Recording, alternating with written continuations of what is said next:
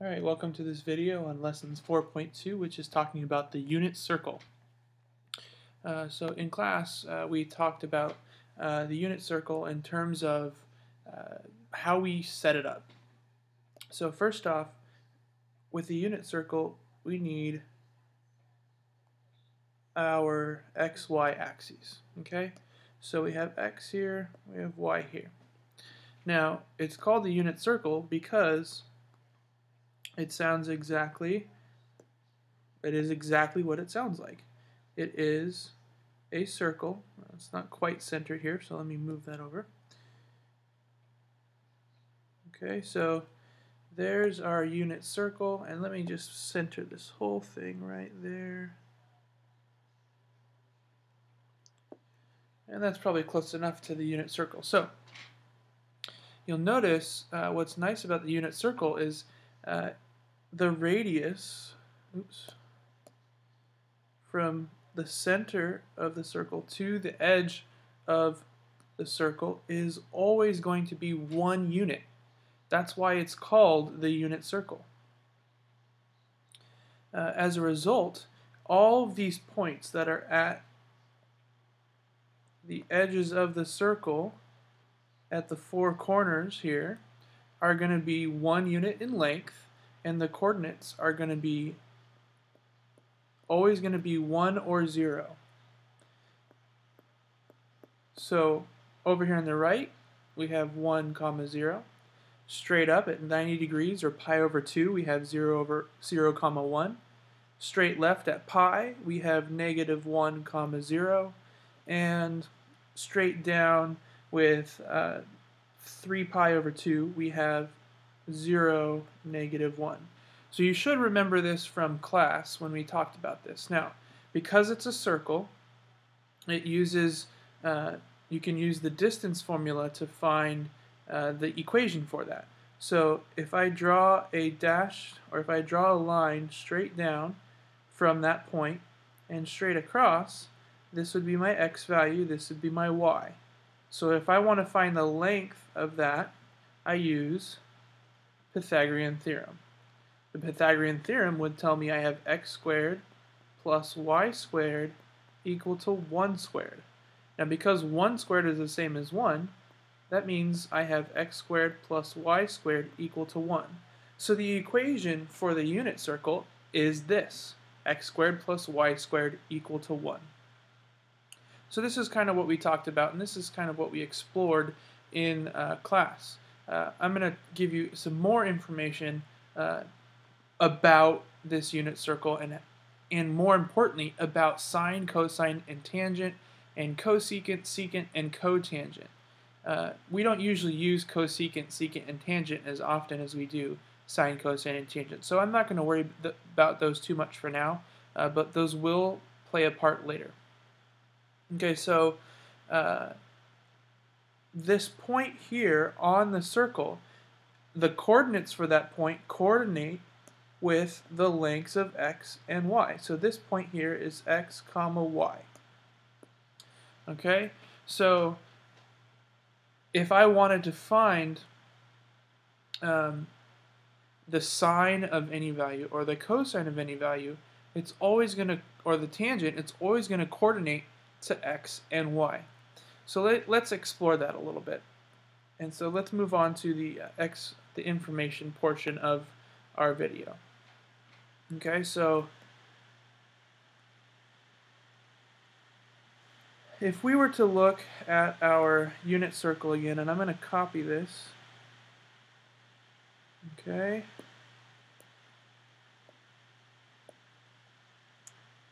Right now I'm going to erase a few pieces of it here. Just going to erase my points, and I'm going to erase the y, the x. Okay, so all of these parts we don't really need for this part of the information, but they still play a part. So, if I were to draw that line straight down from my point here, and I were to find my angle measure theta, okay, If I wanted to think about trigonometry from geometry. Okay? If I had theta here, remember the sine of theta is going to be the opposite over the hypotenuse. Well, in our triangle, in our unit circle, the hypotenuse is 1. Okay? So that means I have my opposite over 1, but anything over 1 is the same as itself. So really, the sine of my angle theta is going to just be the opposite side. So this length going straight up, opposite, is the sine of theta. That whole length is the sine of theta. Similarly, if I use cosine of theta, cosine is the adjacent over the hypotenuse. So that means I have my adjacent leg over 1, but that's the same as just the adjacent leg. So that means the length along the bottom of the triangle is the cosine of theta. Okay, so in our unit circle, this length along the base here is going to be cosine of theta, and the length along the side here is sine of theta. So if I want to look at this point, that is on the circle, that's going to be cosine of theta as my x value, and sine of theta as my y value. Okay? Now the next thing you're probably asking yourself is, well, where's tangent? Remember tangent of a circle. So I'm going to erase this a little bit more, and move it around. So we've got cosine of theta here. Actually, I'm not going to put theta. I'm going to put cosine there and sine here. Okay? So if you remember tangent of a tangent of a circle is a line that touches that point. Now that line is also going to be perpendicular to that radius. Okay, so this is my tangent line. Okay, so if you think about this in terms of trigonometry from geometry, the tangent of theta over here on the right hand side, remember tangent is opposite over adjacent. So if I'm going from theta, my opposite side is sine of theta, and my adjacent side is cosine of theta. So every time you think of tangent of theta, you're going to be thinking sine over cosine.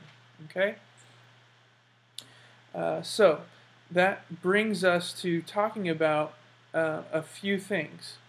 If we go back here to our equation of our circle, x squared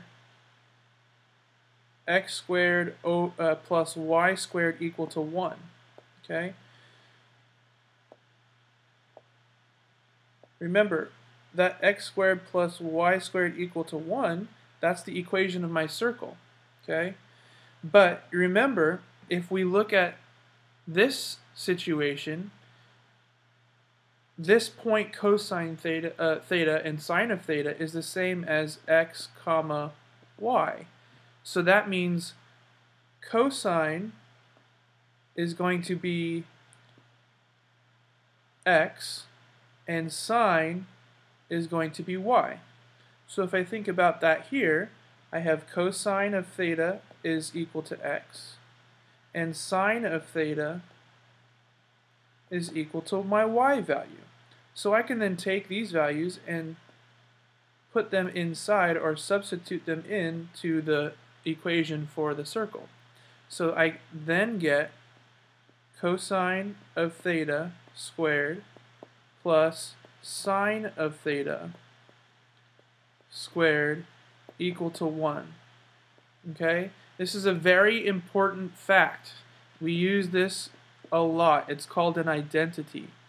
It will always be true. The reason it's an identity is because, one, it's always true, and two, it goes back to the base concept of what the unit circle is. Okay? So, because cosine of theta is equal to my x value and sine of theta is equal to my y value, I get this identity. Now again, remember, the tangent of theta is equal to the sine of theta over the cosine of theta. And because we know that cosine and sine are x and y respectively, I can substitute those in for tangent. So I have sine of theta is y and cosine of theta is x. Okay? So anytime you have this situation going on here, these are your sine, cosine, and tangent functions. Now with tangent, x is not allowed to be equal to 0. So if x is equal to 0, that means, so at x equal to 0, tangent will be undefined. Okay? So that means if theta is equal to pi over 2, because pi over 2, if you remember in the unit circle, pi over 2 is the angle from here straight up. Okay, so this is pi over 2. Alright? And the reason that tangent of pi over 2 is undefined is because pi over 2, the coordinates for pi over 2 are 0, 1, right here. So that means I do y over x, which is 1 over 0, which is undefined. Okay? So at pi over 2, tangent will be undefined. It will also be undefined if you go straight down, if you go to 3 pi over 2. Okay? The coordinates here are going to be 0, negative 1. So the tangent of 3 pi over 2 will be equal to negative 1 over 0, still undefined. Okay? So those are our three main trig identities. Some other key numbers here. If theta is equal to 0 degrees, cosine will equal 1, sine will equal 0, and tangent will equal 0. So tangent, sine, cosine, and tangent of theta, 0 degrees, will be 1, 0, and 0. If theta is 90 degrees, my cosine will be 0 degrees, or 0, excuse me. The sine will be 1, and the tangent will be, again, undefined. Okay? So these are some very important figures you need to remember. 0 and 90, we use those a lot. I'm also going to talk about 30, 45, and 60 because those are used a lot as well. So before I move on to those common angles, I want to talk about dividing the unit circle into fourths, or into 8 parts and into 12 parts. So I'm actually going to copy my unit circle from here. Is that what I want? Yes, from here. Okay, so here we go. Okay, so here's my unit circle again. Okay, so I'm going to erase this triangle inside because we don't need it anymore. But just remember this fact that that this is kind of what happens. Okay, so what's important about the unit circle here is if I divide it into 8ths, so that means at every 45-degree angle. Okay?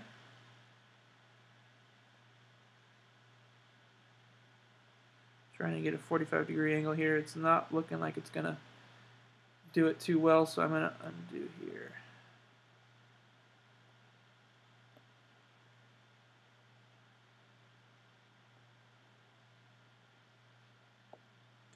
Alright, let's copy, move this around so that I get a better idea of where I'm located here. Okay, so there we go.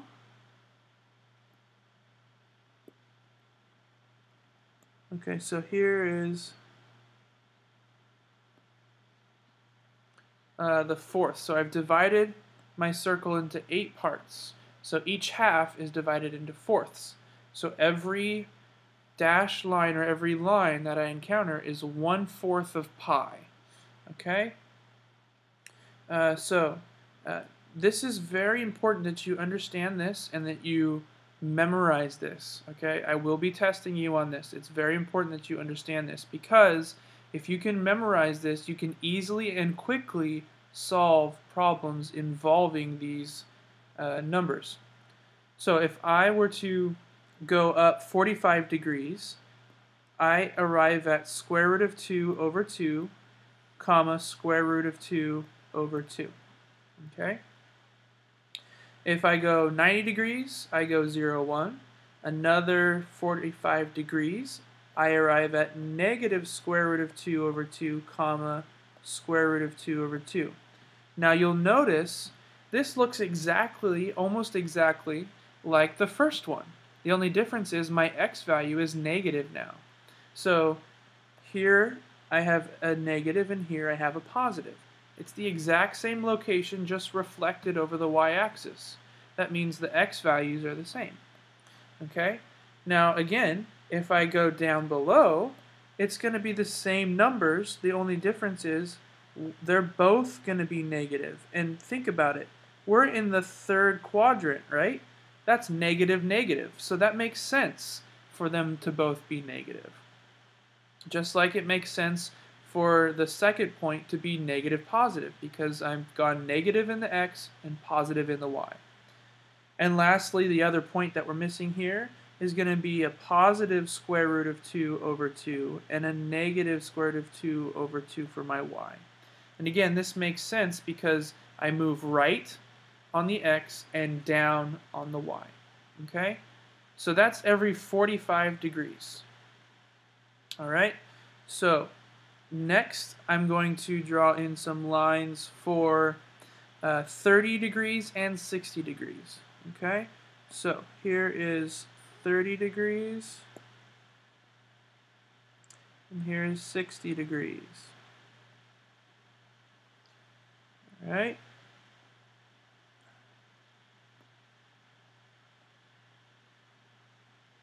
So I'm going every 30 and 60 degrees.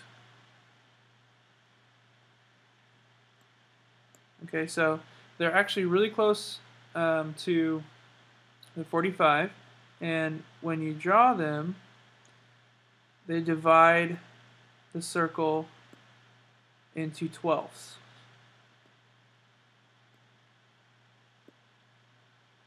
Okay?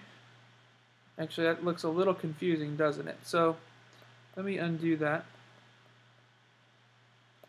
And I'm going to copy this and then erase what we have already drawn. So I'm going to move this onto a different slide.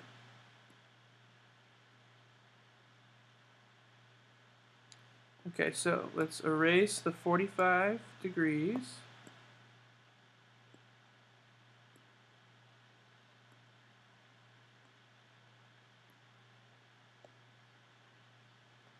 Okay, so now all we have left, or all we should have left, are the 30 and the 60 degree marks. Okay, so I'm going to connect those.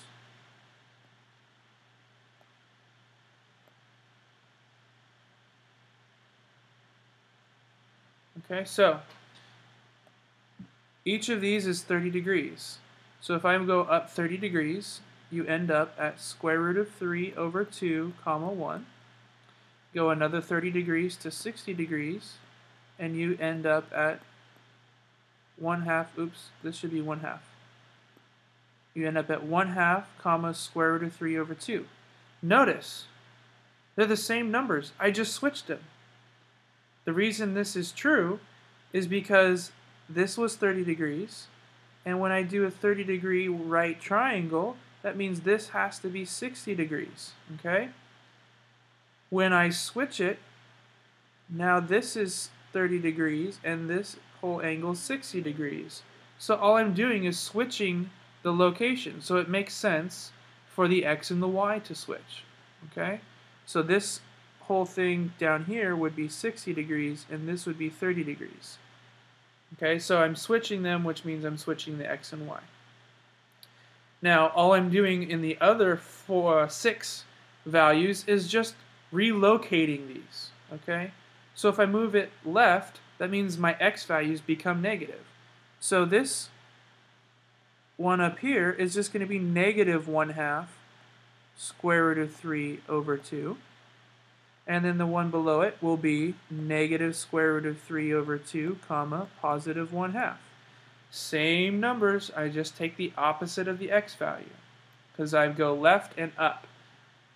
Okay, third quadrant is negative, negative, so that means I'm going to take the negative of both of these. Okay, so I will have negative 1/2, comma, negative square root of 3 over 2 here, and I will have negative. Oops, excuse me, I switched that. That's going to go here. Well, looks like we have some errors in here, so I'm just going to rewrite it. So here we have negative square root of 3 over 2, comma, negative 1/2. And here we're going to have negative 1/2, comma, negative square root of 3 over 2 for this point.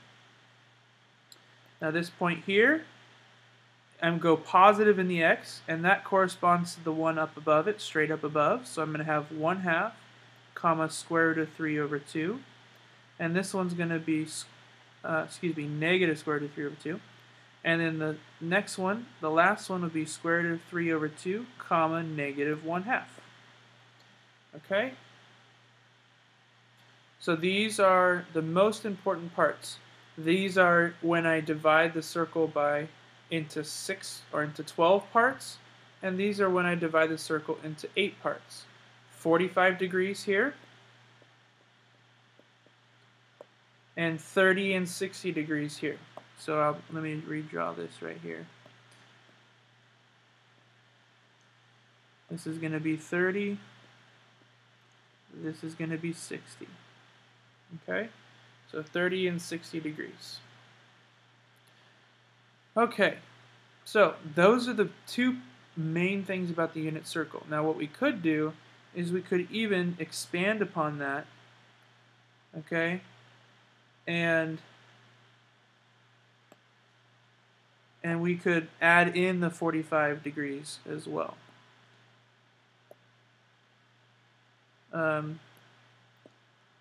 So I could paste that there, and then I could overlay the 45 on top of it. Okay. So altogether, that looks a little confusing, doesn't it?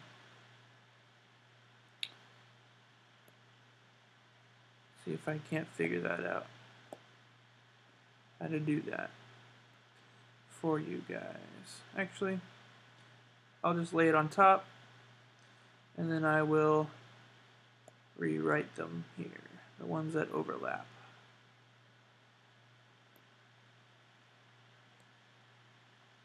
Which is all but one of them. Okay, so here we go there, and here we go there, and my blue line will go there. Okay, so all together, we're going to have 1/2 square root of 3 over 2. And there I'm going to have square root of 3 over 2, comma, 1/2. And then the blue one in the middle will be square root of 2 over 2, comma, square root of 2 over 2. And then this one over here is the negative version of the x. And this one down here is negative, negative.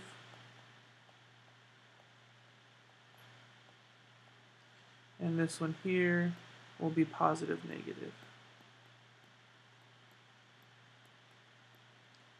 Okay, that's with all the 45 degrees. And then 30, 60, 90, or 30 every 30 degrees, I'm going to have negative square root of 3 over 2, comma, 1/2 here, which will be negative, negative down below. And this will be negative 1/2 negative square root of 3 over 2 here.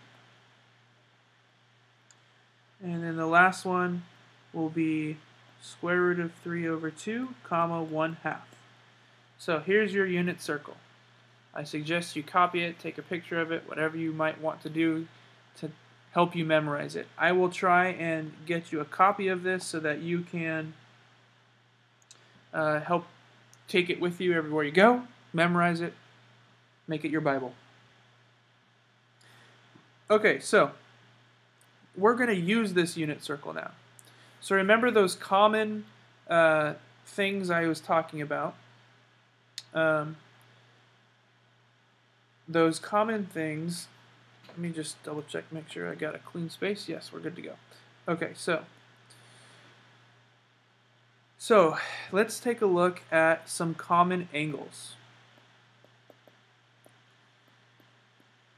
So we've already talked about what happens at 0 and 90 degrees. Let's talk about what happens at 30 degrees, 45 degrees, and 60 degrees. Okay? So if we look at sine of 30 degrees, remember, sine of my theta, of my angle, will always be the y value of whatever point I'm at. So if I'm at 30 degrees, I look at the y value. If I'm at 45, I look at the y value every time. Cosine of my angle will be the x value every time. And the tangent of my angle will be y over my x value. Okay? So let's look at sine of 30 degrees. 30 degrees is the very first angle from here to here. So actually, let me use a different color so you guys can see that a little easier. It is from here to here. Okay, so my y value for that is 1/2. So that means the sine of 30 degrees will equal 1/2. Cosine of 30 degrees. The cosine is the x value, so that's going to be square root of 3 over 2. So I have square root of 3 divided by 2 for the cosine of 30 degrees. Now the tangent is y over x. So I'd have 1/2 divided by the square root of 3 over 2. Remember, it's also sine over cosine, okay? So 1/2 over square root of 3 divided by 2, I reciprocate the bottom and turn it to multiplication. So this becomes 1/2 times 2 over the square root of 3. So the 2's will reduce to give me 1 over the square root of 3. Now generally, we don't allow square roots in the denominator. So I have to multiply the bottom and the top by square root of 3, which gives me square root of 3 divided by 3. So the tangent of 30 degrees will be square root of 3 divided by 3. That's generally the answer people will want you to give. If not, then they'll just accept 1 over square root of 3. Okay, let's look at 45 degrees. Remember, 45 degrees is every blue line. So 45 degrees, the sine of 45 degrees is the y value. So I take the y value here, which is square root of 2 over 2. And actually, look at that. The x value is the same. So the cosine and the sine of 45 degrees will be the same value. Okay? Now, since they're the same, that means tangent is square root of 2 over 2 divided by the square root of 2 over 2. That's just 1. So the tangent of 45 degrees will be 1. Next, look at tangent, cosine, and sine of 60 degrees. 60 degrees is the next red line. My y value is square root of 3 over 2. And look at that. It just switched with the cosine. So you can assume that the cosine of 60 degrees will be 1/2. And the tangent, since the tangent is square root of 3 over 3, this time it's going to be 3 divided by the square root of 3. But again, I can't have square root of 3 in the denominator, so I multiply the square root of 3 in the bottom and the top. So I'm left with 3 square root of 3 divided by 3. But those 3's will reduce, so all I'm left with is the square root of 3. So the tangent of 30 degrees, or 60 degrees, is the square root of 3. Okay? So, to help you remember this, one way to help you remember this is for sine. Remember, you go in the order 1, 2, 3 for sine. So sine of 30 degrees is square root of 1, which is the same as 1, right? So it's square root of 1 over 2, then square root of 2 over 2, then square root of 3 over 2. So it goes 1, 2, 3. And that's for sine. Okay? For cosine, we're going to go the opposite direction. So 3, 2, 1. So this is for cosine of theta. So that means, if you notice, I've got square root of 3 inside, square root of 2, then square root of 1. Remember, again, square root of 1 is just 1, so this is not changing my answer. Now you're probably asking yourself again, well, how do I get tangent? Well, there's really no way but to memorize it. So you can remember that tangent of 45, since it's in the middle, is 1. Tangent of 60 is bigger because it's the square root of 3. It's not divided by anything. And tangent of 30 is smaller than 60, so that means I'm going to divide by square root of 3. So that's one way to remember it. The other way to remember it is you just got to remember sine and cosine is the same and is tangent. Divide sine by cosine, you get the same as tangent. So if you can remember sine and cosine as 1, 2, 3, and 3, 2, 1, all you have to do is divide those square roots of 2 over 2 by whatever other values to get your tangent. Okay? So let's look at some example problems.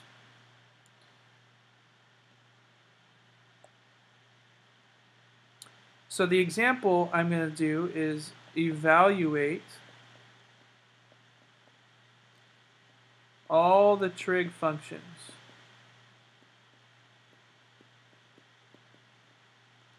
for the following values of t. So letter A, we're going to do t equal to pi over 6. Letter B, we're going to do 5 pi over 4. Letter C, t equal to 0. And D, we're going to have t equal to pi. So I have t equal to 5 pi over 4. So, first off, t equal to pi over 6.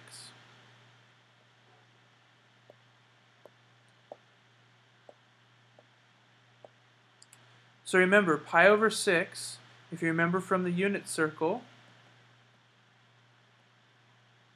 where'd I go?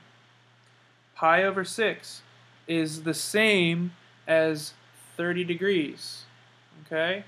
If I divide, where'd I go here? Oh, I know what happened. Okay, so every red line is 12, right? Or is 1/6 of pi. So if I count all the red lines and the black lines, that makes 12 pieces of the whole circle. So half of that would be 6. So from here to here, that's pi over 6. Okay? So pi over 6 is the same as the point square root of 3 over 2 comma 1 over 2.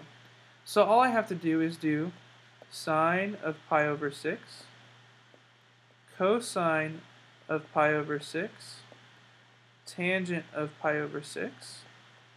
Okay? Now I didn't talk about the cosecant, secant, and cotangent, so I'll talk about this right now. Okay, so remember, sine is the same as your y value.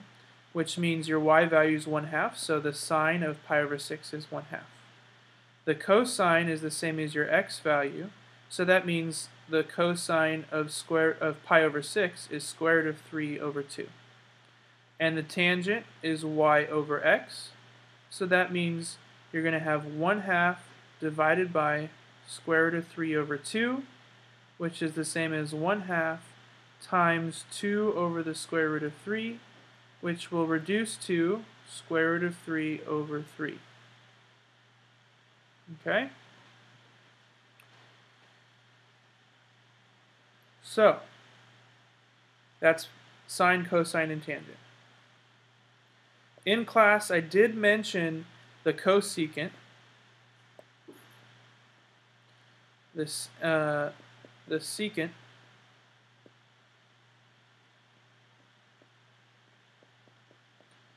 and the cotangent. The cosecant is going to be the same as 1 over y. So I just take the reciprocal of sine, which means since our answer for sine was 1/2, the reciprocal of this will just be 2. This is the reciprocal of cosine, so I take the reciprocal of cosine, which is 2 over the square root of 3, but I can't have a radical in the denominator, so I multiply by 3 in the bottom, and square root of 3 in the bottom and top, so that gives me 2 square roots of 3 divided by 3. And lastly, cotangent is again the reciprocal, so it's x over y, which means I'm going to have 3 square root of 3 over 3, but the 3's reduce, so I'm just left with square root of 3. Okay? So that is all 6 for t equal to pi over 6. Alright, next we have 5 pi over 4. So if t is equal to 5 pi over 4, we go 5/4 around the circle. So that corresponds, 4/4 would be a whole pi, 5/4 would be another fourth. So that corresponds to the negative square root of 2 over 2, comma negative square root of 2 over 2. So sine of 5 pi over 4 again is equal to your y value, so you get negative square root of 2 over 2. Cosine of 5 pi over 4 is equal to your x, so you get negative square root of 2 over 2 again. Tangent of 5 pi over 4 is the same as y over x, which is just going to be 1. The cosecant of 5 pi over 4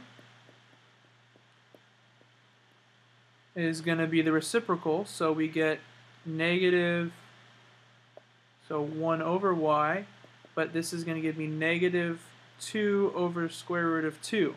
So multiply the top and bottom by square root of 2.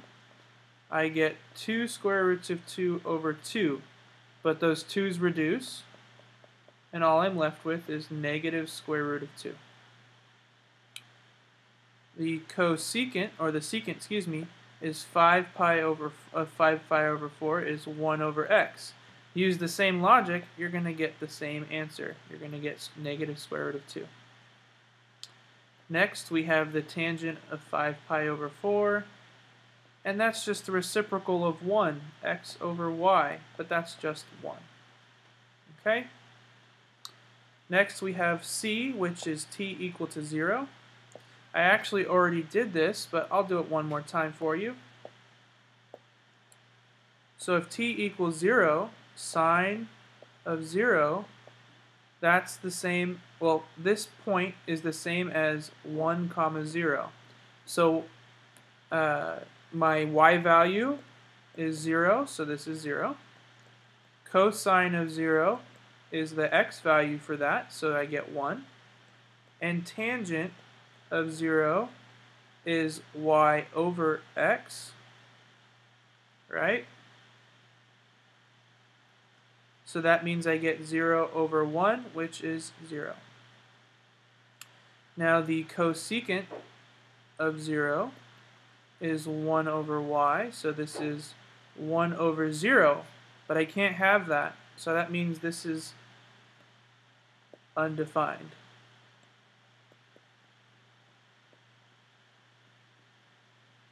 And then the secant of 0 is 1 over x, which is just going to be 1. And then the cotangent of 0 is x over y, which is 1 over 0, which is, again, undefined.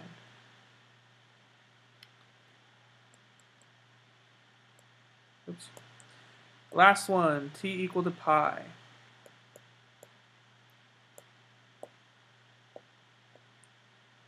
So if t equals pi, that corresponds to the point -1, 0. So my sine of pi then will equal y again, which means it's 0. Cosine of pi corresponds to the x value, so that means I'm at -1. And tangent of pi is y over x, which means I have 0 over -1, so tangent of pi is 0. Next, we have the secant, or cosecant, of pi. That's the same as 1 over y, which is 1 over 0, which means we're undefined.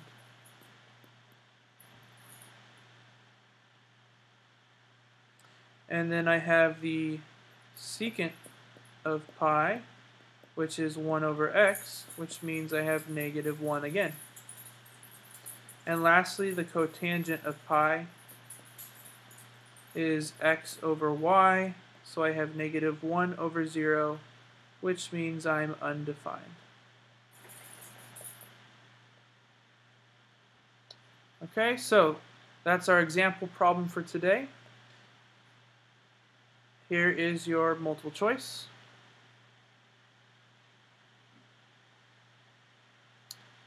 So you need to find first the value of sine of 3 pi over 2 and cosine of 2 pi over 3, and then add those two values together. And here's your free response. So for this one, you have sine of t equal to 1/3. You need to find the sine of -t and the cosecant of -t. Okay, remember, sine is equal to the y value. So if whatever your y value is, that's 1/3. 1/3 is the y value for your point. You need to find what the sine of the -t is going to be. Okay? And the cosecant of -t will be. Alright, so sorry for the long video again. Working on trying to get these down short. Any suggestions, would be happy to help. Thank you. Have a good night. See you tomorrow.